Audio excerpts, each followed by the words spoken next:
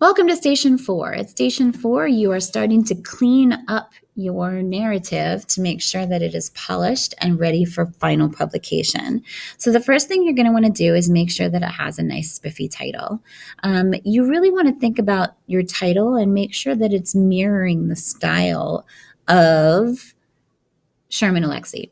So if you need to go grab a book and maybe look at some of his titles and then give your narrative a title that sounds similar, then you should do that. But you definitely need to make sure that your narrative has a title.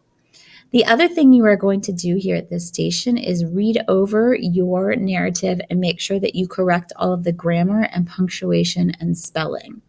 Now, in your narrative, the biggest indicator that you have misspelled words are these red squiggly lines that are underneath of words.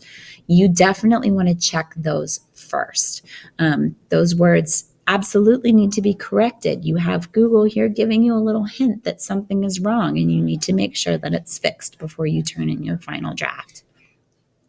But you also want to read through the whole thing because Google isn't going to catch grammatical errors.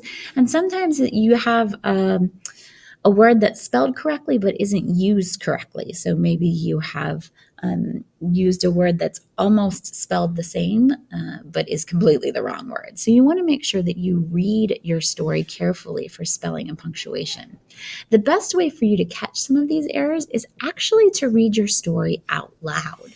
So in your station, as you're searching for grammar and punctuation and spelling errors to make sure that you've corrected them all, I would recommend that you read your story out loud, even if you just whisper it to yourself.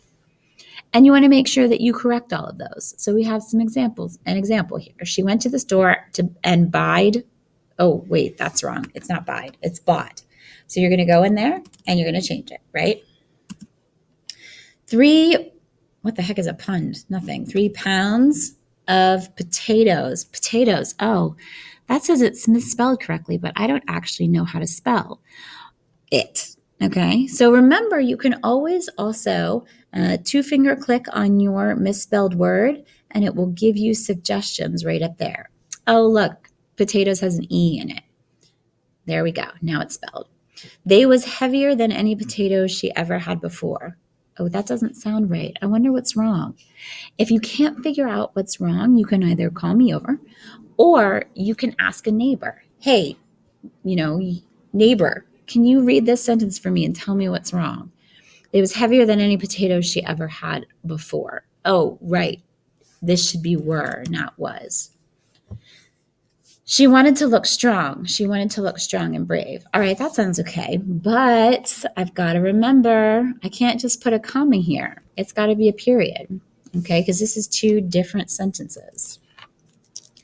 Now, some of these grammar and spelling mistakes you might not actually catch because you just don't know the rules, and that's fair enough. But that's why at this station in particular, I want you to be reading each other's narratives.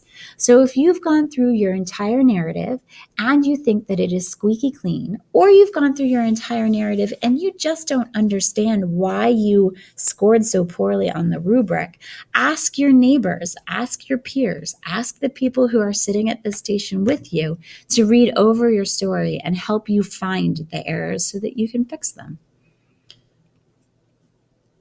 All right.